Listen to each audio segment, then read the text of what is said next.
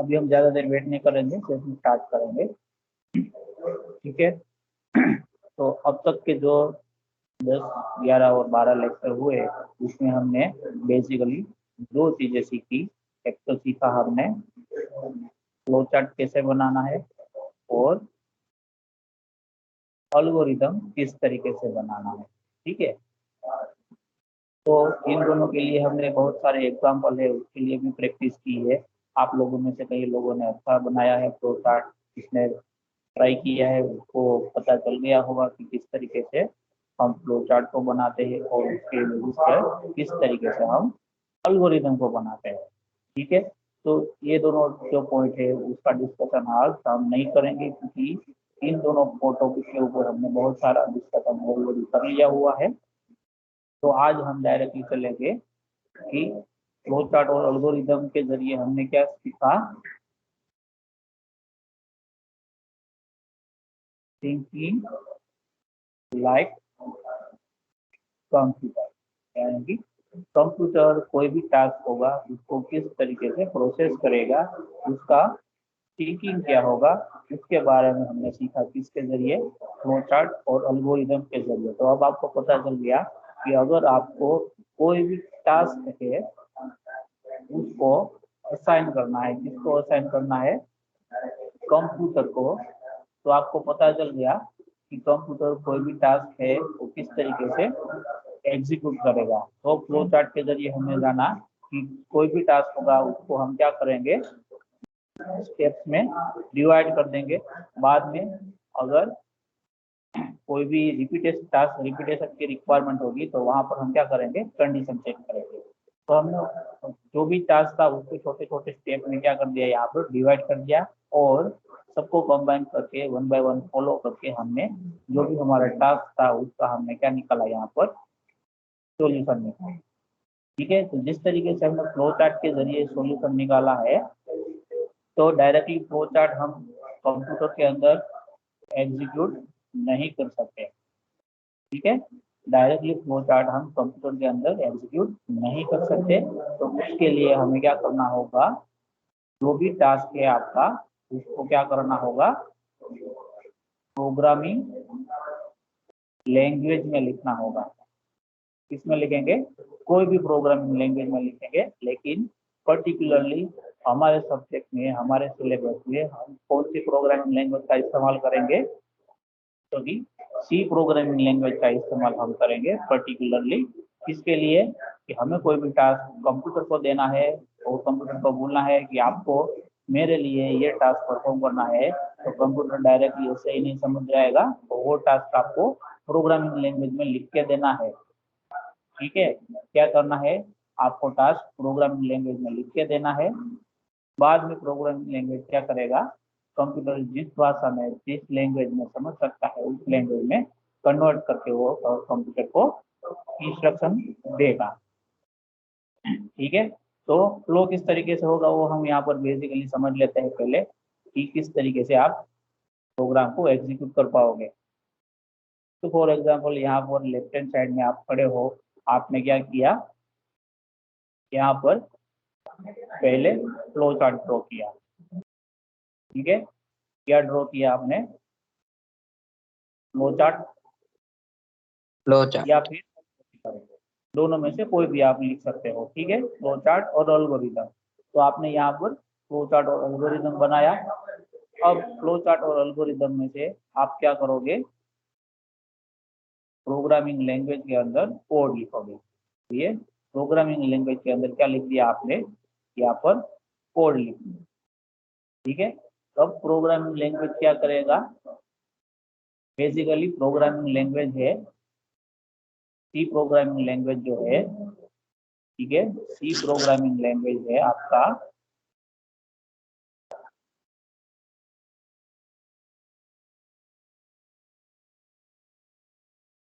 जो भी आप कोड लिखते हो उसको कंप्यूटर की लैंग्वेज में कन्वर्ट करता है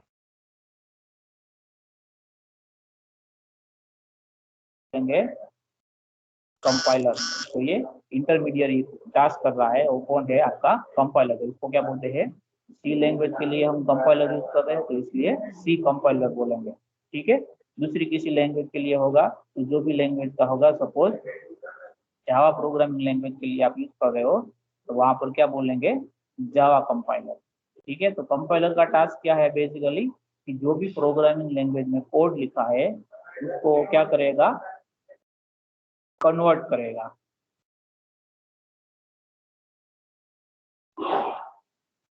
ठीक है, प्रोग्रामिंग लैंग्वेज से वो क्या करेगा, कन्वर्ट करेगा। ठीक है, कन्वर्ट किस में करेगा, तो मोटा मोटा बोल देते हम मशीन लैंग्वेज में वो क्या करेगा, उसको कन्वर्ट करेगा। मशीन लैंग्वेज में कन्वर्ट करेगा मतलब मशीन जो भी लैंग्वेज समझ सकता है, मशीन यानी कि हमारा कंप्यूटर। ठीक है, कंप्यूटर जो भी लैंग्वेज समझ सकता है उस लैंग्वेज में क्या करेगा, हमारा प्रोग्राम को कन्वर्ट कर देगा। किसके जरिए कन्वर्ट होगा, तो कि कंपाइलर के जरिए कन्वर्ट होगा। अगर कोई भी कोड में एरर आपको होगी, ये जो प्रोग्राम आपने लिखा है सी लैंग्वेज के अंदर, अगर इसमें कोई भी एरर होगा तो वो आपको कंपाइलर शो कर देगा। ठीक है, कोई भी एरर नहीं होगा तो क्या होगा, आपका पूरा का पूरा जो भी प्रोग्राम आपने लिखा है वो सारा का सारा प्रोग्राम क्या हो जाएगा, मशीन लैंग्वेज में कन्वर्ट होगा, यानी कि कंप्यूटर जिस लैंग्वेज में समझ सकता है उस लैंग्वेज में ये प्रोग्राम कन्वर्ट होके ये फाइल जनरेट हो जाएगा वहां पर। बाद में ये जो मशीन लेवल कोड जनरेट हुआ है उसको क्या करेगा, कंप्यूटर एग्जीक्यूट करेगा। ठीक है, अब क्या करेगा, उसको कंप्यूटर के अंदर आप एग्जीक्यूशन होगा। एग्जीक्यूट करोगे तो कंप्यूटर क्या करेगा, यहाँ पर डिस्प्ले पर जो भी कंप्यूटर का डिस्प्ले होगा वहां पर आपको आंसर यानी कि आउटपुट जनरेट होकर आपको वहां पर डिस्प्ले होगा। ठीक है, और ये जो एग्जीक्यूशन का टास्क है वो कहाँ पर होगा, आपके कंप्यूटर में जो सीपीयू होता है, सेंट्रल प्रोसेसिंग यूनिट होता है, उसके अंदर यह टास्क परफॉर्म होगा एग्जीक्यूशन का। ठीक है, समझ में आ रहा है सबको यहाँ तक कि यस सर। प्रॉब्लम किया गया है, तो उसको आप जब कोड में कन्वर्ट करोगे बाद में कंप्यूटर उसको किस तरीके से एग्जीक्यूट करेगा, तो उसका यहाँ पर पूरा फ्लो दिखाया है मैंने। ठीक है, जस्ट ओवरव्यू दिखाया है, बाद में हम सीखेंगे कि प्रोग्रामिंग लैंग्वेज के अंदर हम प्रोग्राम किस तरीके से बनाएंगे। ठीक है, समझ में आ रहा है सबको ये फ्लो किस तरीके से वर्क होगा।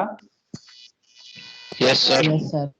ओके, तो अब हम आगे बढ़ते हैं और सी प्रोग्रामिंग लैंग्वेज है उसको हम सीखना स्टार्ट करते हैं कि हम किस तरीके से प्रोग्राम बना सकते हैं।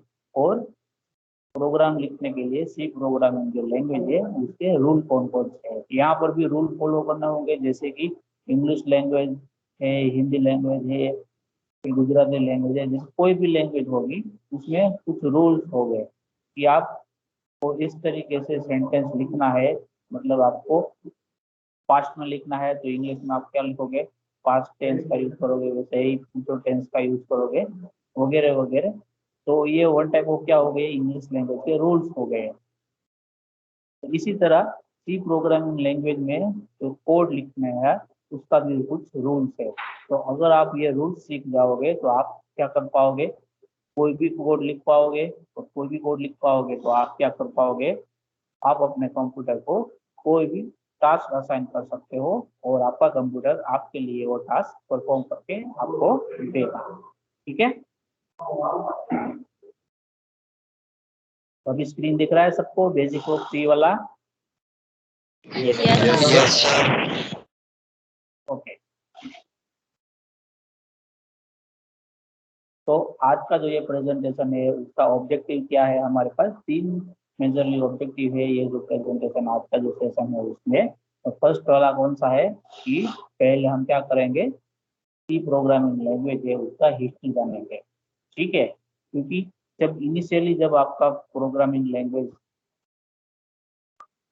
इनिशियली जब सी प्रोग्रामिंग लैंग्वेज डेवलप हुआ था तभी उसके अंदर सारी फंक्शनलिटी नहीं थी जो कि आज के टाइम पे है। जैसे जैसे टाइम हो बीतता गया वैसे वैसे क्या होता गया, उसमें नए नए फीचर्स ऐड होते गए, और जैसे ही नए फीचर ऐड हुए तो उसका नाम चेंज हुआ। ठीक है, तो कि कौन सी साल में किसने जो नए फीचर है वो ऐड किए उसका हम ओवरव्यू लेंगे, वो हम हिस्ट्री ऑफ सी के अंदर कन्वर्ट करेंगे। सॉरी कंसिडर करेंगे। दूसरा है आपका सी प्रोग्रामिंग का इम्पोर्टेंस क्या है और लिमिटेशन क्या है। तो इम्पोर्टेंस तो आपको पता चल गया, हम पहले से डिस्कस करते आ रहे हैं। इसी प्रोग्रामिंग लैंग्वेज अगर आपको पता है तो आप क्या कर सकते हो, प्रोग्रामिंग लैंग्वेज में कोई भी कोड लिख सकते हो, और जो भी कोड लिखा है उसके जरिए आप क्या कर सकते हो, कंप्यूटर को टास्क असाइन कर सकते हो। ठीक है, हाँ डाउट है किसी को? वॉइस नहीं आ रहा सर आपका ठीक से। बाकी सबको आ रहा है? Yes sir. Yes yes sir. Yes sir. बाकी सबको आ रहा है, तो जिसको नहीं आ रहा है वो फिर से रिजोन हो, ठीक है। तो आपकी तरफ से प्रॉब्लम होगा फिर शायद। फिर थर्ड पॉइंट है आपका, किसी प्रोग्राम आपको बनाना है तो उसके लिए स्ट्रक्चर किस तरीके से होना चाहिए। जैसे कि अगर आप कोई भी बिल्डिंग बनाते हो तो पहले क्या होता है, बिल्डिंग में डिजाइन बनाता है जो आर्किटेक्ट होता है, वो क्या करेगा, डिजाइन बनाएगा बिल्डिंग के अंदर। फिर देखेगा कि कहाँ पर मुझे पिलर्स लगाने हैं, कहाँ पर मुझे जो बालकनी है वो निकालनी है, तो वगैरह वगैरह वो पेपर पे पहले क्या करेगा, उसको ड्रॉ करेगा। बाद में जाकर उसको क्या करेगा, इम्प्लीमेंट करेगा। तो जो पेपर पे वो डिजाइन ड्रॉ करता है उसको क्या बोलते हैं हम, स्ट्रक्चर ऑफ बिल्डिंग बोलते हैं। उसका छोटा प्रोटोटाइप मॉडल भी क्या कर सकते हैं, वो बना सकते हैं। आप लोगों ने कहीं तो बनाया होगा स्कूल में कि जो थर्मोकोल होते हैं उससे आप क्या बना सकते हो, जो कोई भी सिटी का प्रोटोटाइप मॉडल बना सकते हो, सोसाइटी का बना सकते हो, जिसमें गार्डन होंगे, ट्री होंगे, प्लेग्राउंड एरिया होगा, फिर रहने के लिए मकान होंगे, वगैरह वगैरह। तो इस तरीके से बिल्डिंग का भी प्रोटोटाइप बन सकता है। तो वैसे ही हम क्या करेंगे यहाँ पर, जो हमारा सी प्रोग्रामिंग लैंग्वेज है उसमें कोड लिखने के लिए कुछ रूल्स है जिसको हमें फॉलो करना है, और सारे रूल्स को फॉलो करते हुए उसका स्ट्रक्चर किस तरीके से बनेगा पहले वो हम देखेंगे। बाद में कौन सी प्लेस पे कौन सा डेटा आपको लिखना है वो हम जानेंगे स्ट्रक्चर के अंदर। ठीक है, समझ में आ रहा है सबको यहाँ तक? Yes sir. Yes sir. Okay, yes sir. तो अभी यहाँ पर हम डिस्कस करते हैं कि हिस्ट्री ऑफ सी। ठीक है, सी का जो स्टार्टिंग हुआ वो कहाँ से हुआ, 1960 से, 1960 की, बराबर। फर्स्ट जब सी प्रोग्रामिंग लैंग्वेज डेवलप हुआ तब उसका नाम क्या था, ALGOL। ये जो इमेज ली गई है वो कौन से बुक से है, आपकी ई बाला गुरुस्वामी की जो प्रोग्रामिंग इन ANSYS नाम की जो बुक है वहां से ये इमेज मैंने लिया हुआ है। ठीक है,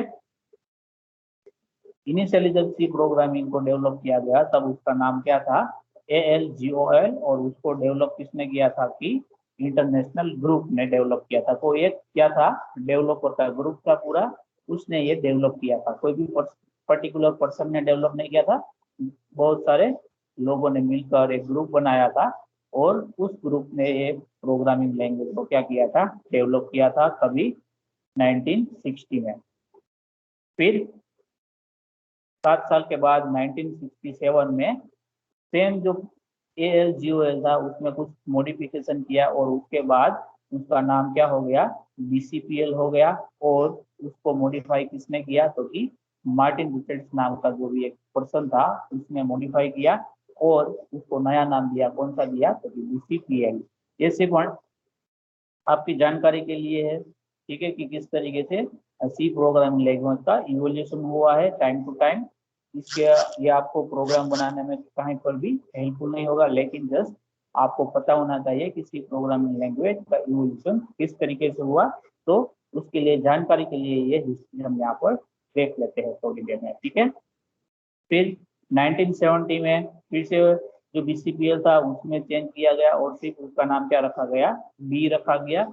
और जो चेंज करने वाला जो पर्सन था उसका नाम क्या था, केन थॉमसन। फिर 2 साल बाद 1972 में ट्रेडिशनल सी लैंग्वेज का आविष्कार हुआ वहां पर, और उसको किसने डेवलप किया है, तो कि डेनिस रिची ने। ये जो 1972 था, ये जो सी प्रोग्रामिंग है ट्रेडिशनल सी जो कि आज हम सीख रहे हैं उससे ज्यादातर मिलता जुलता है। जिसको पहले इन्वेंट किया था किसने, डेनिस रिची नाम का जो भी पर्सन था उसने क्या किया था, उसको इन्वेंट किया था। बाद में 1978 में जो ट्रेडिशनल सी था उसने मॉडिफिकेशन किया और उसका नाम क्या कर दिया, KNR-C। ठीक है, KNR है और जो 2 पर्सन के नाम है, एक तो डेनिस रिची वाला ही रिची यहाँ पर है और बीजा दूसरा कौन सा आपका, कर्निंगटन। तो KNR वाला C।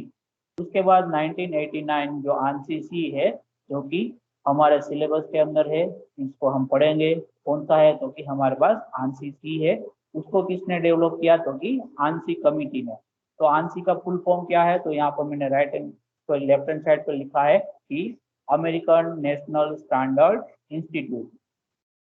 तो ये जो सी प्रोग्रामिंग लैंग्वेज है वो किसने डेवलप किया है, अमेरिकन नेशनल स्टैंडर्ड इंस्टीट्यूट ने डेवलप किया है। तो इसलिए उसका नाम क्या रखा है यहाँ पर शॉर्ट में, आंसी सी रखा है।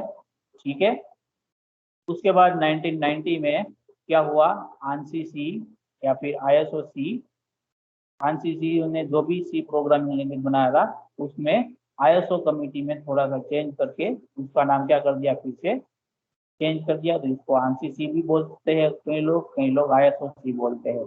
फिर लास्ट में जो हुआ है वो कौन सा है, 1999 में हुआ है। तो कौन सा है, C99 है, यानी कि सी प्रोग्रामिंग लैंग्वेज। और उसका जो नया वर्जन निकाला है उसका ईयर क्या था, 1999 था। तो वहां से 99 लिखा है। तो C99 उसको किसने डेवलप किया है, तो कि स्टैंडर्डाइजेशन कमिटी ने। तो ये था पूरा सी प्रोग्रामिंग लैंग्वेज का इवोल्यूशन कहाँ से स्टार्ट हुआ, तो कि 1960 से स्टार्ट हुआ है और लेटेस्ट वर्जन जो निकल कर आया है वो 1999 में निकल कर आया है। और अभी हम जो सीख रहे हैं वो कौन सा है, 1989 वाला है, जो हम programming language, basic programming language के लिए इस्तेमाल करते हैं, जिसको डेवलप किया है आंसी यानी कि अमेरिकन नेशनल स्टैंडर्ड इंस्टीट्यूट में। तो कोई भी आपको आंसी का फुल फॉर्म पूछे तो आपको पता होना चाहिए क्या होगा, अमेरिकन नेशनल स्टैंडर्ड इंस्टीट्यूट। समझ में आ रहा है सबको? Yes, sir. Yes sir. Okay, हाँ जी बोलो, डाउट है किसी को? No, sir. No sir. अभी हम नेक्स्ट पॉइंट पर जाते हैं। नेक्स्ट पॉइंट क्या है हमारा, importance of C programming language है उसका इम्पोर्टेंस क्या है। तो फर्स्ट पॉइंट में लिखा है क्या है, स्टेबल लैंग्वेज। ठीक है, स्टेबल लैंग्वेज का मीनिंग क्या होगा, लैंग्वेज यानी कि प्रोग्रामिंग लैंग्वेज, स्टेबल यानी कि उसमें बहुत टाइम से कुछ भी नया अपडेशन नहीं आया है, मतलब जो भी प्रोग्रामिंग के जो कंसेप्ट है वो सारे क्या है, स्टेबल है, यानी कि उसमें कोई ज्यादा एरर आने का चांसेस नहीं है, एक बार आपने सही तरीके से उसको डेवलप कर लिया उसके बाद में। ठीक है, so C is nearly 40-year-old programming language and it is not revised since last 25 years. Last जो 25 years है उसमें उस दौरान C प्रोग्रामिंग लैंग्वेज में कोई भी चेंज नहीं किया गया है। स्टेप आपका जो है प्रोग्रामिंग लैंग्वेज स्टेबल कब नहीं रहता है, जब उसमें क्या होता है, शॉर्ट टाइम में कोई भी क्या होता है, अपडेट आता है। ठीक है, शॉर्ट टाइम में क्या होता है, अपडेट आता है, तो उसमें क्या है, टेबल थोड़ा कम होने की गुंजाइश रहती है, क्योंकि जो नया अपडेट आता है वो पुराने वाले से एडजस्ट होने में क्या लगता है, थोड़ा टाइम रहता है, कहीं कहीं पर बग रह जाता है। फॉर एग्जाम्पल एंड्रॉयड को आप देख लो। ठीक है, एंड्रॉयड क्या है, एक ऑपरेटिंग सिस्टम है, साथ में हो उसके अंदर आप क्या बना सकते हो, एप्लीकेशन भी बना सकते हो। तो क्या है, एक प्रोग्रामिंग लैंग्वेज है। तो एंड्रॉइड के वर्जन जैसे जैसे नए आते जाते हैं, तो इनिशियली जो नया वर्जन आता है वो बीटा के नाम से रिलीज होता है कोई भी। ठीक है, बीटा यानी कि वो क्या है, टेस्टिंग फेज में है, उसमें कोई भी बग हो सकती है। ठीक है, तो उसको क्या बोलते हैं, हम बीटा बोलते हैं, यानी कि वो टेस्टिंग फेज में है। ठीक है, एक बार उसका टेस्टिंग सही से हो जाए, जो भी बग रहती है वो उसको फाइंड आउट करके रिजोल्व करे, उसके बाद में बीटा हटा दिया जाता है, तो आपका वो क्या हो जाता है, टेस्टेड हो जाता है। उसके बाद में जो भी वर्जन मिलता है वो आपको क्या मिलता है, स्टेबल मिलता है।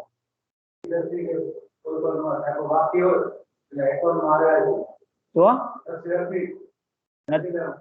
लेवल, ठीक है। तो उसको क्या बोलेंगे हम, स्टेबल बोलेंगे। तो उस नजरिए से सी प्रोग्रामिंग लैंग्वेज है, उसमें कोई भी रिवीजन नहीं हुआ है, यानी कि कोई भी नया वर्जन अपडेट नहीं हुआ है लास्ट 25 ईयर में, ठीक है। तो इसलिए क्या है, हमारा जो सी प्रोग्रामिंग लैंग्वेज है वो स्टेबल है, यानी कि अगर इनिशियली कोई भी बग होता था सी प्रोग्रामिंग लैंग्वेज के अंदर, तो वो क्या हो गया है, अब तक रिजोल्व हो गया है। तो अब कोई भी बग इसमें अवेलेबल नहीं है। तो इस तरीके से जो फर्स्ट पॉइंट है आपका, वो जस्टिफाई करना है कि सी प्रोग्रामिंग लैंग्वेज क्या है, स्टेबल है।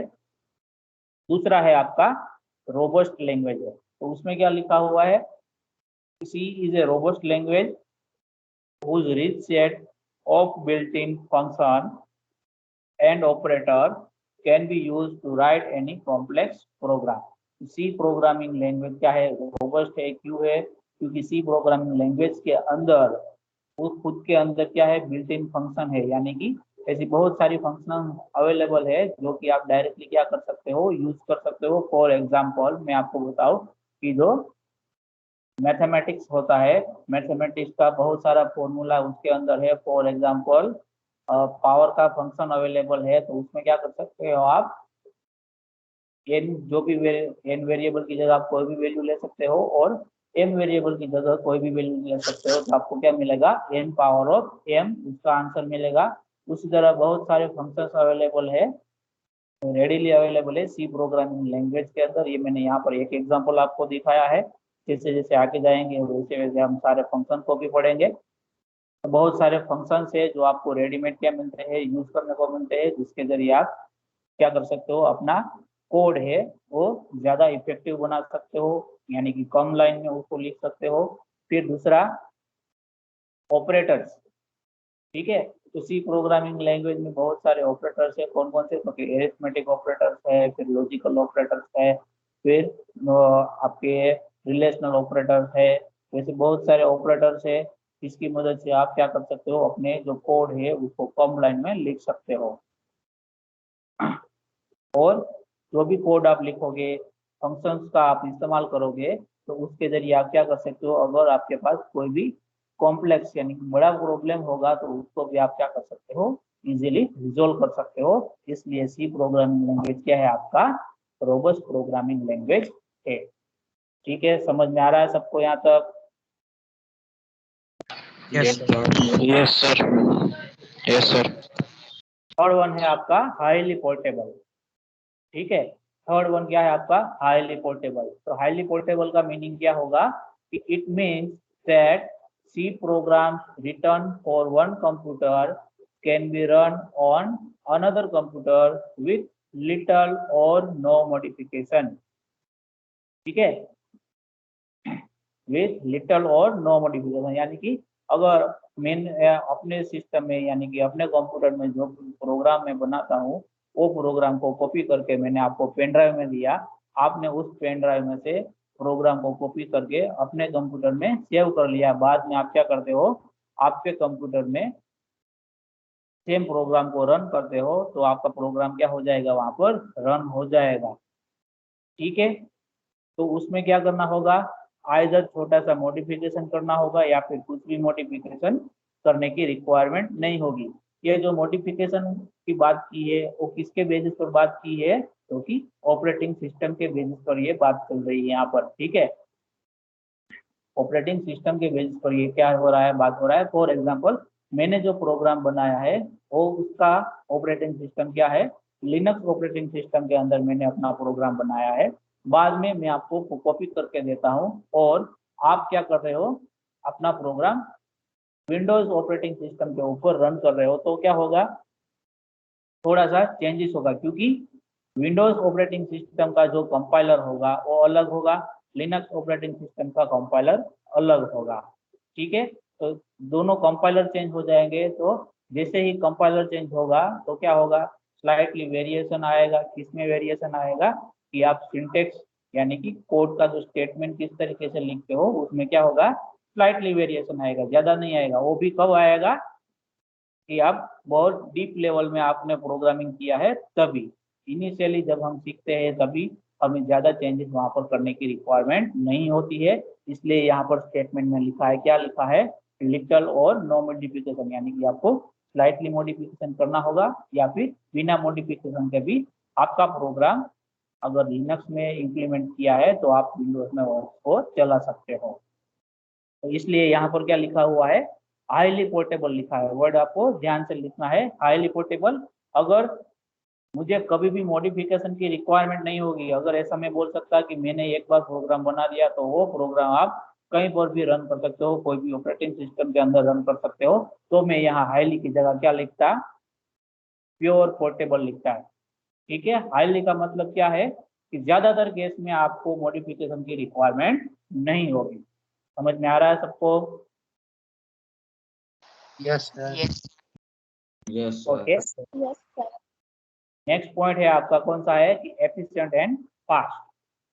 तो एफिशिएंट एंड फास्ट क्यों है, due to variety of data types and powerful operators. Data types की बात अभी हम नहीं की है, ऑपरेटर्स की बात हमने आगे कर ली, कहाँ पर, रोबस्ट के सेकंड पॉइंट के अंदर। तो वो सारे ऑपरेटर्स यहाँ पर भी रिपीट हुए हैं, एरिथमेटिक, लॉजिकल वगैरह वगैरह, रिलेशनल ऑपरेटर, वो सारे ऑपरेटर्स है। डेटा टाइप्स की बात करें तो क्या होगा, सी प्रोग्रामिंग लैंग्वेज में अलग अलग टाइप की वैल्यू को स्टोर करने के लिए क्या है, अलग अलग डेटा टाइप्स डिफाइन किए गए हैं। फॉर एग्जांपल मुझे सिंपल इस तरीके से 10 को स्टोर करना है तो उसके लिए अलग से डेटा टाइप होगा। अगर मुझे 10.5 को स्टोर करना है तो उसके लिए अलग से डेटा टाइप होगा। अगर मुझे सिंपल एक कैरेक्टर को स्टोर करना है तो उसके लिए क्या होगा, वापस से अलग से डेटा टाइप होगा। तो इस तरीके से क्या होगा, अलग अलग टाइप की वैल्यू को स्टोर करने के लिए क्या हो गए, अलग अलग डेटा टाइप्स हमारे पास है सी प्रोग्रामिंग लैंग्वेज में, जो हम आगे देखेंगे कि कौन सी वैल्यू के लिए कौन सा डेटा टाइप आपको इस्तेमाल करना चाहिए प्रोग्राम के अंदर। ठीक है, तो वेराइटी ऑफ डेटा टाइप्स हमारे पास है सी प्रोग्रामिंग लैंग्वेज में। तो उससे हम क्या बना सकते हैं, हमारे प्रोग्राम को एफिशिएंट बना सकते हैं, यानी कि कोई भी फिक्स टाइप की वैल्यू होगी तो उसके लिए particular fix data type available है, तो उससे क्या होगा, आपके प्रोग्राम का एफिशिएंसी बढ़ेगा और आपका प्रोग्राम का एग्जीक्यूशन क्या होगा, फास्ट होगा। उसके बाद नेक्स्ट है मॉड्यूलर स्ट्रक्चर। मॉड्यूलर का मतलब क्या होता है कि अगर कोई भी बड़ा प्रॉब्लम है आपके पास तो उसको आप क्या कर सकते हो, छोटे छोटे प्रॉब्लम्स में डिवाइड कर सकते हो। बाद में जो छोटे छोटे प्रॉब्लम्स का आपने सॉल्यूशन निकाला है उसको आप बाद में कंबाइन करके पूरा जो आपका मेन प्रॉब्लम था उसका क्या निकाल सकते हो, आप आंसर निकाल सकते हो। ठीक है, तो यहाँ लिखा है large problem or program can be divided into smaller blocks of function. छोटे छोटे ब्लॉक में आप उसको डिवाइड कर सकते हो या फिर फंक्शंस में डिवाइड कर सकते हो। जैसे कि 1 से 10 नंबर तक का या फिर 1 से n नंबर तक का हम क्या करते थे, एडिशन निकालते थे। तब मैंने आपको बताया था स्पेसिफिकली कि जो आई वेरिएबल है वो क्या हम करते हैं, उसके लिए आई वेरिएबल किसके लिए यूज करते हैं हम, क्योंकि जनरेट न्यू नंबर, नया जो नंबर है उसको जनरेट करने के लिए यूज करते हैं। और जो जे वेरिएबल है उसका हम क्या यूज करते थे, टू स्टोर दी आंसर। तो ये जो हमारा पूरा कॉम्प्लिकेटेड प्रोग्राम था उसमें से हमने क्या कर दिया, दोनों में डिवाइड कर दिया कि आई का काम हमने डिफाइन कर दिया और जे का काम हमने क्या कर दिया, स्पेसिफिक डिफाइन कर दिया। तो इस तरीके से अगर आपके पास कोई भी बड़ा प्रोग्राम है तो उसको आप क्या कर सकते हो, सी प्रोग्राम में छोटे छोटे पार्ट में उसको डिवाइड कर सकते हो। और जो छोटे छोटे पर्टिकुलर पार्ट में आप डिवाइड करोगे तो उसको क्या बोलेंगे, हम फंक्शंस बोलेंगे। फंक्शन क्या है, वन टाइप ऑफ आपका कंसेप्ट है सी प्रोग्रामिंग लैंग्वेज में, जो कि हम आगे सीखेंगे। ठीक है, उसके बाद 6 नंबर का है आपका कोर लैंग्वेज है। It is use to develop application software as well as software in C. तो कोर लैंग्वेज का मतलब क्या होगा, तो आपका जो है सी प्रोग्रामिंग लैंग्वेज उसके लिए यूज होता है एप्लीकेशन सॉफ्टवेयर को डेवलप करने के लिए, एज वेल एज, यहाँ पर सिस्टम कीवर्ड छूट गया है, ठीक है, as well as system,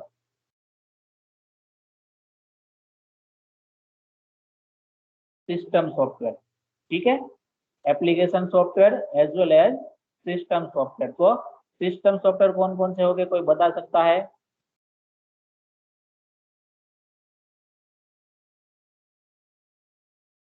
okay, system software मतलब ऑपरेटिंग सिस्टम, आपका जो भी ऑपरेटिंग सिस्टम है उसको क्या बोलेंगे हम, सिस्टम सॉफ्टवेयर बोलेंगे। तो ऑपरेटिंग सिस्टम कौन कौन से है, तो कि जो लिनक्स है आपका, उसका मेन कर्नल जो है वो कौन सा है, यूनिक्स लैंग्वेज में बना हुआ है। और यूनिक्स लैंग्वेज में किसका इस्तेमाल किया गया है, तो कि सी प्रोग्रामिंग लैंग्वेज का इस्तेमाल किया गया है यूनिक्स का कर्नल डेवलप करने के लिए। तो सी प्रोग्रामिंग लैंग्वेज हम किसके लिए इस्तेमाल करते हैं, कि ऑपरेटिंग सिस्टम बनाने के लिए भी हम इस्तेमाल करते हैं, साथ में एप्लीकेशन सॉफ्टवेयर डेवलप करने के लिए भी हम इसका इस्तेमाल कर सकते हैं। एप्लीकेशन सॉफ्टवेयर मतलब कैसे सॉफ्टवेयर जो ऑपरेटिंग सिस्टम के अंदर इंस्टॉल होंगे, वो सारे क्या होंगे, आपके एप्लीकेशन सॉफ्टवेयर। फॉर एग्जांपल आप सब लोग स्मार्टफोन यूज कर रहे हो, तो ज्यादातर स्मार्टफोन में जो ऑपरेटिंग सिस्टम होता है वो क्या होता है, एंड्रॉयड होता है। ठीक है, तो ज्यादातर लोग बोलते हैं कि आप कौन सा फोन लिया, तो एंड्रॉयड वाला फोन लिया है या फिर आईफोन होगा। ठीक है, तो आईफोन के अलग से उसका अपना खुद का ऑपरेटिंग सिस्टम है। तो सिस्टम सॉफ्टवेयर में मोबाइल में क्या हो गया, एंड्रॉयड, और आईफोन में जो अपना आईफोन का जो मैक है वगैरह कोई भी है वो ऑपरेटिंग सिस्टम हो गया। अब एप्लीकेशन सॉफ्टवेयर कौन से हो गए, तो सपोज आपने जीमेल का एप्लीकेशन डाला है दोनों में, तो ये जीमेल का जो एप्लीकेशन है वो क्या हो गया, आपका एप्लीकेशन सॉफ्टवेयर हो गया। क्यों, क्योंकि जीमेल का एप्लीकेशन कोई दूसरी ऑपरेटिंग सिस्टम के ऊपर वो वर्क कर रहा है। ठीक है, तो इसलिए उसको क्या बोलेंगे, एप्लीकेशन सॉफ्टवेयर, यानी कि वो पर्टिकुलर कोई भी एक सर्विस प्रोवाइड करने के लिए ही यूज होगा। जीमेल का किसके लिए यूज करेंगे हम, ईमेल करने के लिए या फिर ईमेल रिसीव करने के लिए वगैरह वगैरह के लिए। सेम उसी तरह आपका क्या होगा, अगर फेसबुक होगा तो फेसबुक का इस्तेमाल हम किसके लिए करेंगे, क्योंकि सोशल मीडिया के लिए करेंगे। तो पर्टिकुलर एक सर्विस हो गई सोशल मीडिया वाली। दूसरा, अगर कोई भी आपका क्या है, फॉर एग्जांपल हॉटस्टार है, तो हॉटस्टार का यूज क्यों करेंगे हम, क्योंकि वो एंटरटेनिंग सर्विस के लिए होगा। उसके अंदर आप मूवी देख सकते हो, लाइव क्रिकेट मैच देख सकते हो वगैरह वगैरह। तो ये अलग अलग क्या है, सारी एप्लीकेशन है।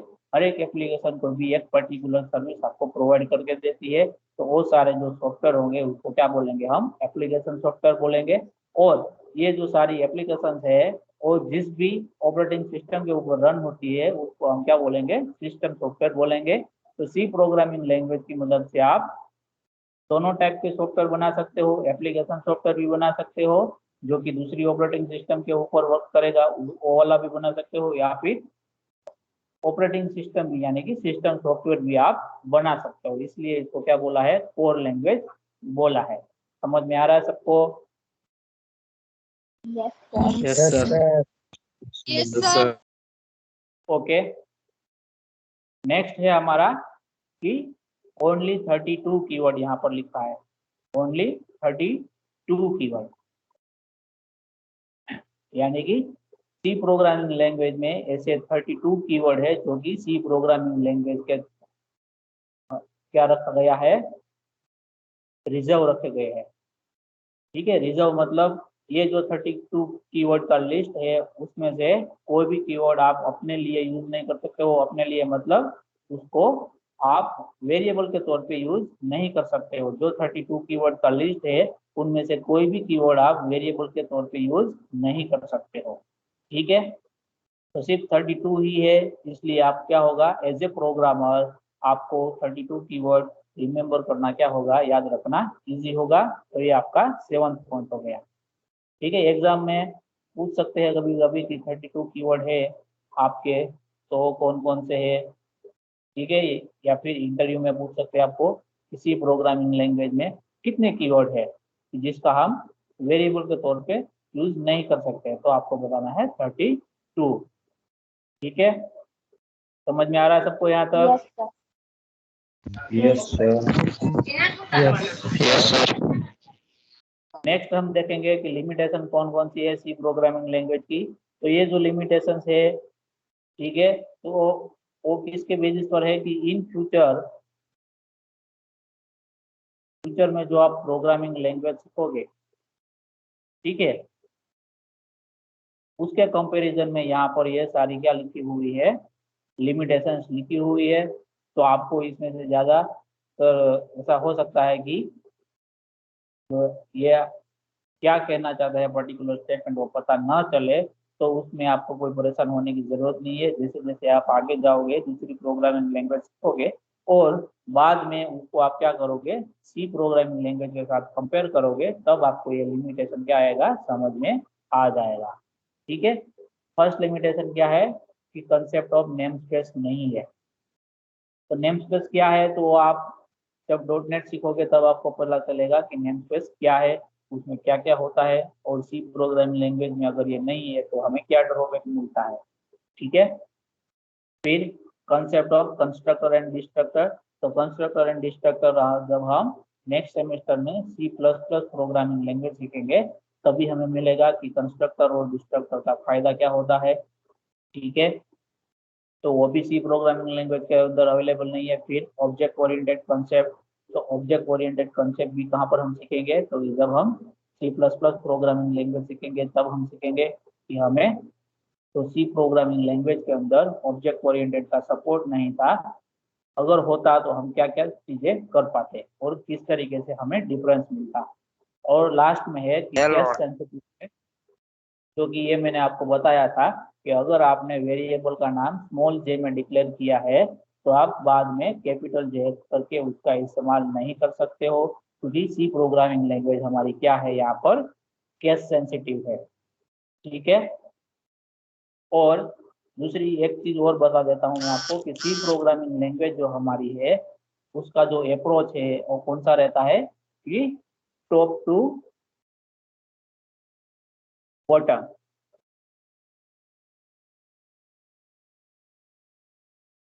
सी प्रोग्रामिंग लैंग्वेज का जो अप्रोच है वो कौन सा रहता है, टॉप टू बॉटम। यानी कि जैसे हम फ्लो चार्ट में ऊपर से नीचे आ रहे थे स्टेप बाय स्टेप, उसी तरह जब हम प्रोग्राम लिखेंगे तब हम क्या करेंगे, जो भी नेक्स्ट स्टेटमेंट लिखा होगा वो वन बाय वन क्या होगा, एग्जीक्यूट होगा। पहले कौन सा स्टेटमेंट होगा, सपोज यहाँ पर मैंने इस तरीके से पहला स्टेटमेंट लिखा है कुछ, उसके बाद में दूसरा लाइन में दूसरा लिखा है, तीसरी लाइन में तीसरा लिखा है। और मैं जब ये पूरे के पूरे प्रोग्राम को क्या करता हूँ, मैं एग्जीक्यूट करता हूँ, तो क्या होगा, वो एग्जीक्यूट करना स्टार्ट कहाँ से करेगा, तो कि फर्स्ट लाइन से करेगा। पहला लाइन जैसे एग्जीक्यूट हो जाएगा उसके बाद दूसरा लाइन एग्जीक्यूट होगा, उसके बाद तीसरा, उसके बाद उसके जो नेक्स्ट वाला लाइन होगा वो एग्जीक्यूट होगा। यानी कि प्रोग्राम को एग्जीक्यूट करने का अप्रोच क्या होगा, टॉप से लेके बॉटम तक, जहाँ तक ऊपर से नीचे तक जितनी भी लाइनें लिखी गई है कोड की, वो वन बाय वन क्या होगी, वहां पर एग्जीक्यूट होगी। तो इसका जो अप्रोच है वो कौन सा है, टॉप टू बॉटम अप्रोच है। इसीलिए उसको क्या बोलते हैं, प्रोसीजर ओरिएंटेड प्रोग्रामिंग लैंग्वेज। ठीक है, प्रोसीजर ओरिएंटेड प्रोग्रामिंग लैंग्वेज, यानी कि फर्स्ट स्टेटमेंट को एग्जीक्यूट करने का प्रोसेस खत्म हो जाएगा, उसके बाद दूसरा स्टेटमेंट का एग्जीक्यूशन का प्रोसेस स्टार्ट होगा, उसके बाद थर्ड का, उसके बाद नेक्स्ट जो भी आता है, जितनी भी लाइन है वो सारी वन बाय वन क्या होगी, एग्जीक्यूट होगी। इसलिए क्या बोलते हैं इसको, प्रोसीजर ओरिएंटेड प्रोग्रामिंग लैंग्वेज बोलते हैं। सी प्रोग्रामिंग लैंग्वेज को जो आपका थर्ड पॉइंट यहाँ पर है वो क्या है, ऑब्जेक्ट ओरिएंटेड है। यानी कि ऑब्जेक्ट ओरिएंटेड में आप क्या कर सकते हो, अगर आप यहाँ पर हो, बीच में कोई भी लाइन लिखी हुई है, अगर आपको ये वाली लाइन एग्जीक्यूट करवानी है तो आप ऑब्जेक्ट ओरिएंट के जरिए ये लाइन एग्जीक्यूट करवा सकते हो, बाद में वापस आके दूसरा कोई भी एग्जीक्यूट करवा सकते हो, वो एक ऑब्जेक्ट ओरिएंटेड में आप करवा सकते हो उसको। ठीक है, जो कि हमारे पास सी में अवेलेबल नहीं है, वो कंसेप्ट सी प्लस प्लस के अंदर अवेलेबल है। अभी आपको क्या याद रखना है इसमें कि लिमिटेशन में क्या है, क्योंकि एक तो आपको याद रखना है कि सी प्रोग्रामिंग लैंग्वेज क्या है, आपका केस सेंसिटिव है। यानी कि वेरिएबल का नाम आपने स्मॉल में डिक्लेयर किया हुआ है, लिखा हुआ है, तो आपको throughout the program small में यूज करना है। अगर कैपिटल में यूज करोगे तो वो दूसरा नया वेरिएबल के तौर पे कंसीडर करेगा सी प्रोग्रामिंग लैंग्वेज। ठीक है, उसके बाद सी प्रोग्रामिंग लैंग्वेज का एग्जीक्यूशन का जो अप्रोच है वो क्या है, टॉप टू बॉटम है। यानी कि ऊपर से आएंगे नीचे वन बाय वन स्टेटमेंट को एग्जीक्यूट करेंगे, और इसलिए उसको क्या बोलते हैं, प्रोसीजर ओरिएंटेड प्रोग्रामिंग लैंग्वेज। समझ में आ रहा है सबको यहाँ तक? Yes, sir. Yes, sir. Yes sir. Okay, तो अभी हम नेक्स्ट पॉइंट पे जाते हैं। नेक्स्ट पॉइंट में क्या है, कभी कभी आपको पूछते हैं कि सी प्रोग्रामिंग लैंग्वेज है वो मिडिल लेवल लैंग्वेज क्यों है। एक्चुअल में सी प्रोग्रामिंग लैंग्वेज क्या है, मिडिल लेवल लैंग्वेज है। दूसरी कौन सी आती है, तो कि एक हाई लेवल आएगी और दूसरी क्या आएगी, लो लेवल आएगी। तो इसमें लेवल किसके बेसिस पर डिफाइन किए गए हैं वो मैं आपको बताता हूँ। लो लेवल होगा, ठीक है, लो लेवल जो प्रोग्रामिंग लैंग्वेज होगी उसका जो कोडिंग होगा वो डायरेक्टली किसके ऊपर होगा, हार्डवेयर के ऊपर होगा, ठीक है। और जो हाई लेवल की प्रोग्रामिंग लैंग्वेज होगी उसका कोडिंग क्या होगा, हायर लेवल पे होगा, यानी उसका जो सिंटेक्स रहेगा वो ज्यादातर मिलता होगा किसको, कि इंग्लिश स्टेटमेंट जैसे हम लिखते हैं उसके उससे क्या होगा, वो मिलता होगा, यानी कि उसके जो लिखने का जो स्टाइल होगा वो ज्यादातर क्या होगा, इंग्लिश स्टेटमेंट जैसे हम सिंपल नोटबुक में लिखते हैं उस तरीके का स्टाइल होगा, ठीक है। और ये जो लो लेवल होगा उसमें हार्डवेयर के लेवल पर आप कोड करोगे, यानी कि उसमें क्या होगा आपके पास, आप डायरेक्टली क्या करोगे, जो कंप्यूटर का हार्डवेयर है उसके अंदर कोड करोगे, तो उसमें क्या होगा, उस कोडिंग को क्या बोलते हैं, असेंबली लैंग्वेज, ठीक है। अगर आपको असेंबली लैंग्वेज पता है तो आप डायरेक्टली कंप्यूटर के हार्डवेयर के साथ क्या कर सकते हो, कम्युनिकेशन कर सकते हो। तो ये असेंबली लैंग्वेज में कोडिंग होगा जिसको हम बोलेंगे लो लेवल लैंग्वेज। और हाई लेवल लैंग्वेज होगा उसमें जो कोडिंग होगा वो किसके जैसा होगा, जैसे हम सिंपल इंग्लिश स्टेटमेंट लिखते हैं उस तरीके का उसका क्या होगा, सारा सिंटेक्स होगा, ठीक है। सिंटेक्स यानी कि रूल, कोई भी चीज लिखने का जो रूल होता है उसको क्या बोलेंगे, सिंटेक्स। तो हाई लेवल लैंग्वेज में क्या होगा, इंग्लिश स्टेटमेंट जैसे लिखते हैं वैसे हम सिंटेक्स लिखेंगे सारे। फॉर एग्जांपल इसको बोलते हैं हम पाइथन प्रोग्रामिंग लैंग्वेज है, उसमें जो भी हम सिंटेक्स लिखते हैं वो जैसे हम सिंपल इंग्लिश स्टेटमेंट लिखते हैं वैसे ही लिखते हैं। तो पाइथन ये क्या हो गया आपका, one type of high level programming language. दूसरा आपका लो लेवल प्रोग्रामिंग लैंग्वेज है, तो उसमें क्या करना है, असेंबली लैंग्वेज में कोड लिखना है। तो असेंबली लैंग्वेज में कोड लिखेंगे तो वो क्या होगा, आपका जो कंप्यूटर डायरेक्टली अंडरस्टैंड कर सकता है उस तरीके का प्रोग्रामिंग लैंग्वेज होगा जिसको हम असेंबली लैंग्वेज बोलेंगे, ठीक है। तो वो आपका हार्डवेयर के लिए होगा, ठीक है। ये प्रोग्रामिंग लैंग्वेज असेंबली लैंग्वेज कब करोगे, सपोज आप कोई भी आईओटी वाला प्रोग्राम प्रोजेक्ट बना रहे हो, आईओटी यानी कि इंटरनेट ऑफ थिंग, ठीक है, जिसकी मदद से आप क्या कर सकते हो, कोई भी चीज को कंट्रोल कर सकते हो। अभी ज्यादातर एप्लीकेशन आ गई है सबके घर में, सब फॉर एग्जाम्पल स्मार्ट बल्ब होता है, ठीक है। तो उसमें क्या गया है, बल्ब के अंदर प्रोग्राम किया गया होता है, उसके अंदर छोटा सा चिप रहता है, वो चिप को कोड किया जाता है और उसमें जो भी आप इंस्ट्रक्शन देते हो, किससे देते हो, आप अपने मोबाइल एप्लीकेशन से देते हो। तो बल्ब के अंदर जो भी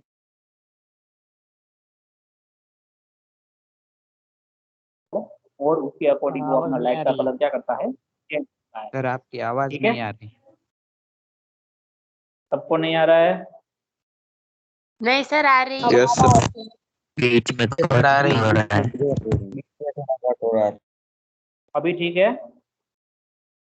yes sir. Yes sir. Yes sir, नहीं बहुत ज्यादा नहीं होता लेकिन थोड़ा सा बीच में हुआ। हाँ ठीक है, कोई बात नहीं। तो सी जो प्रोग्रामिंग लैंग्वेज है वो कौन सा है हमारा, दोनों के बीच का है, ना हाई लेवल का है ना लो लेवल का है।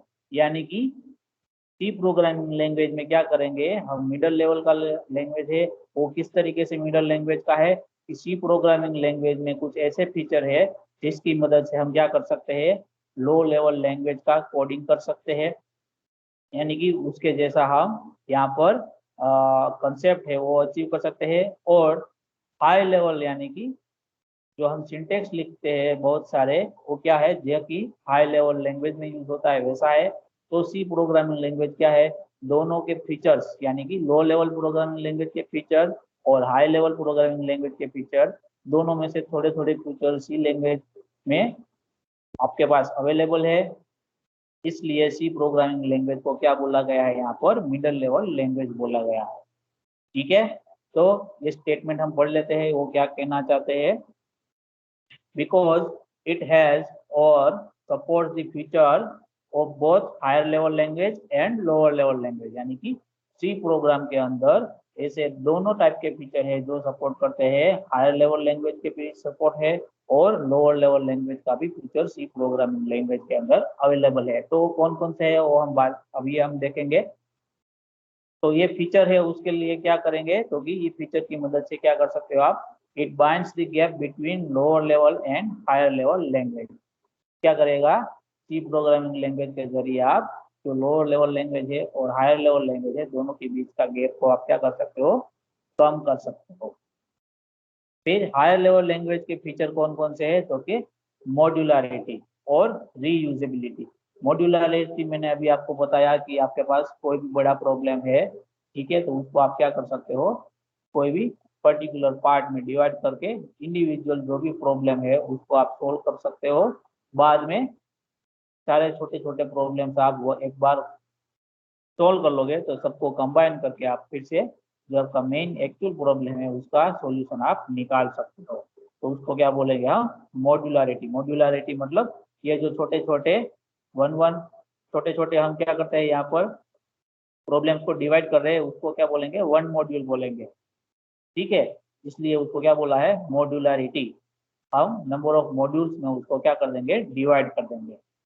इसका मैं एग्जांपल आपको दूं तो, और एग्जांपल सपोज आपको टास्क दिया गया है कुछ इस तरीके का कि आपको टास्क में करना क्या है, 5 सब्जेक्ट्स के आपके पास क्या है, मार्क्स है, ठीक है। तो टास्क में आपको बोला गया है आपको क्या निकालना है, परसेंटेज निकालना है, ठीक है। और ये परसेंटेज क्या है, पूरे के पूरे 5 सब्जेक्ट के परसेंटेज है। दूसरा आप परसेंटेज निकालोगे किसका, कि इंडिविजुअल सब्जेक्ट के परसेंटेज आप निकालोगे। तो 2 टास्क आपके हो गए यहाँ पर। ये आपको बोला गया है कि आपको एक ही प्रोग्राम के अंदर दोनों चीजें करनी है।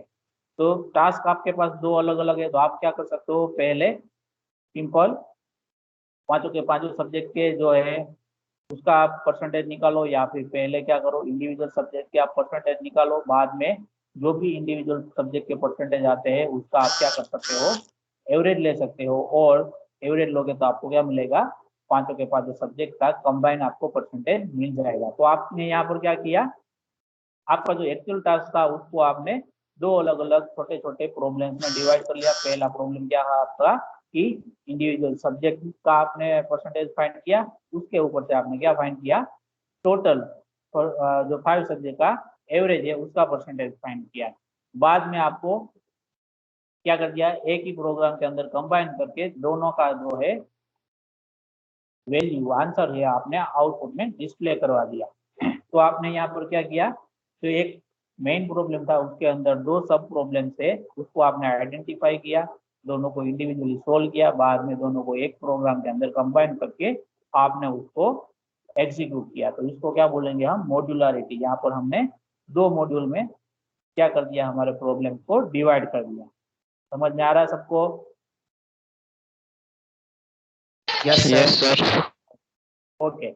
रीयूजेबिलिटी का मतलब क्या होगा कि अगर आपने एक बार आपने क्या कर दिया, 1 to n नंबर है उसका एडिशन का प्रोग्राम आपने लिख लिया एक बार, ठीक है, तो अभी आपने लिख लिया, बाद में कहीं पर भी आपको ऐसी रिक्वायरमेंट हुई कि आपको ये जो प्रोग्राम है उसको किसी दूसरे प्रॉब्लम में सोल्व करने के लिए उसको रिक्वायरमेंट है, तो आप दोबारा इसको कोड नहीं करोगे, डायरेक्टली आप क्या कर सकते हो, ये जो प्रोग्राम लिखा है उसको डायरेक्टली आप वहां पर यूज कर सकते हो। किस तरीके से यूज करोगे आप, तो उसके लिए हम क्या बनाएंगे, फंक्शन बनाएंगे, ठीक है। ये जो प्रॉब्लम है उसको हम एक फंक्शन के अंदर लिख देंगे, बाद में ये फंक्शन को हम एग्जीक्यूट करवाएंगे तो हमारा ऑटोमेटिकली ये प्रोग्राम है वो एग्जीक्यूट हो जाएगा।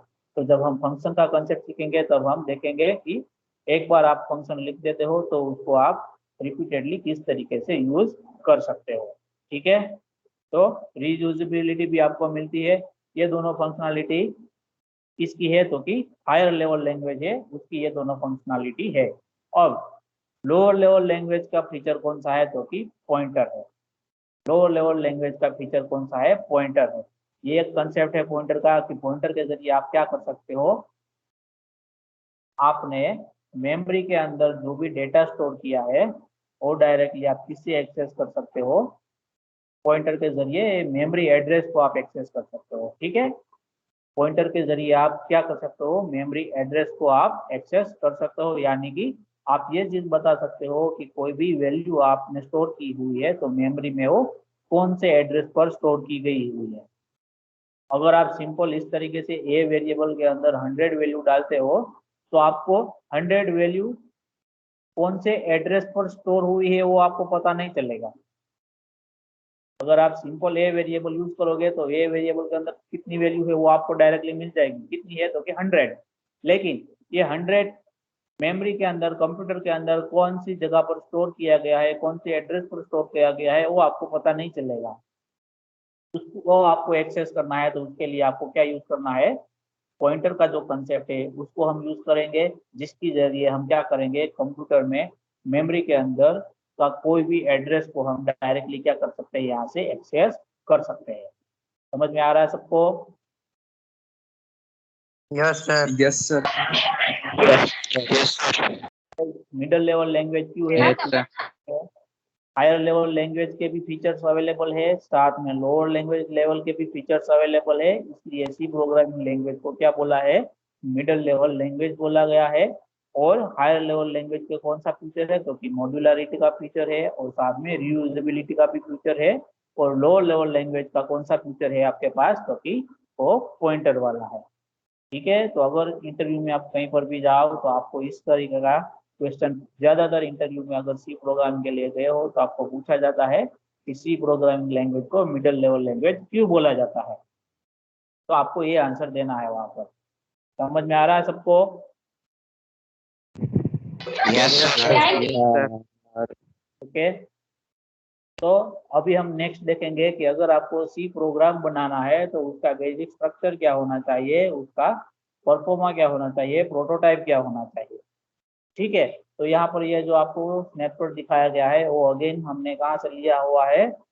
जो प्रोग्रामिंग इन आरसीसी का बुक है, जिसको लिखा है बालागुरुस्वामी ने, बालागुरुस्वामी ने, वहां से हमने ये फोटो निकाला है। तो उसमें ये अलग अलग सेक्शंस दिए हुए हैं। फर्स्ट सेक्शन क्या है आपका? Documentation section. तो प्रोग्राम जब बनाओ आप, तब आपको क्या लिखना है कि आप प्रोग्राम का क्या लिखोगे?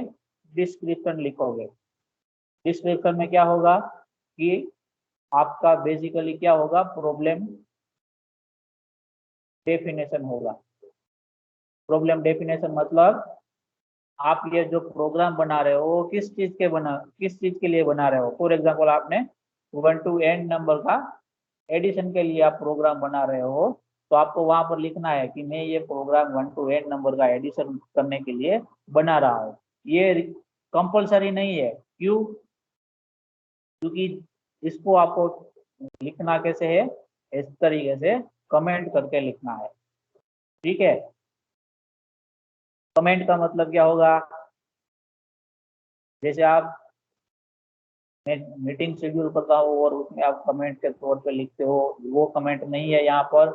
यहाँ पर कमेंट का मतलब क्या होगा कि इस तरीके से कमेंट करके आपने कुछ भी लिखा है तो उसका मतलब जब आप प्रोग्राम क्या करोगे? एग्जीक्यूट करोगे तो कंपाइलर क्या करेगा? इस तरीके से जो कमेंट वाली लाइन होगा उसको एग्जीक्यूट नहीं करेगा। क्यों? क्योंकि कंपाइलर को पता चल जाएगा अगर आपने कमेंट किया है तो ये जो लिखा हुआ है वो सिर्फ क्या है? डिस्क्रिप्शन यानी कि डॉक्यूमेंटेशन के लिए लिखा गया है, इसको आपको एग्जीक्यूट नहीं करना है। तो हमें कंपाइलर को बताना होगा, क्योंकि कंपाइलर को तो ऐसे ही पता नहीं चलेगा।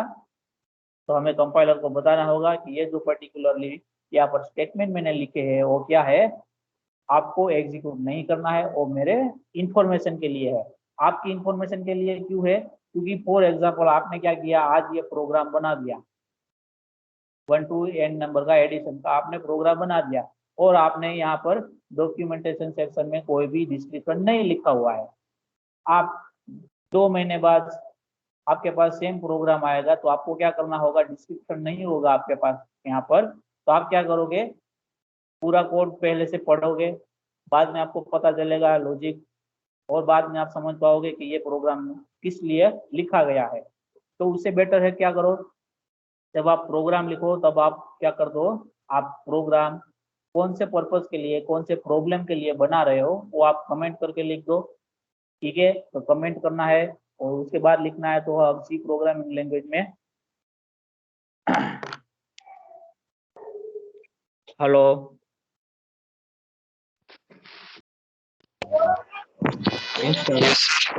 Yes sir. ओके, यहाँ पर पावर कट हो गया है, तो अभी कब पावर आएगा पता नहीं है। ठीक है, तो आज का सेशन हम यहाँ तक रखते हैं। हाँ સર આપણા એરિયામાં ठीक है, લાઈટ છે આપણા એરિયામાં નથી નથી અહીંયા આમ હજુ ગઈ, હમણાં પાવર કટ થઈ ગયો હમણાં જ અત્યારે ગઈ. હું હું કોલેજની બાજુમાં સર હે હું કોલેજની બાજુમાં જ રહું છું સર. અહીંયા લાઈટ ગઈ છે. હા હા પાવર કટ થયો છે, પાવર હા. ક્યારે આવશે ખબર નથી હવે અત્યારે. તો આપણે આજનું સેશન અહીંયા સુધી સર તમારો અવાજ ચોટે છે. પાવર કટ થઈ ગયો છે sir, sir. Hello hello sir. હવે છે અવાજ હવે? No okay sir. Okay sir આવે છે.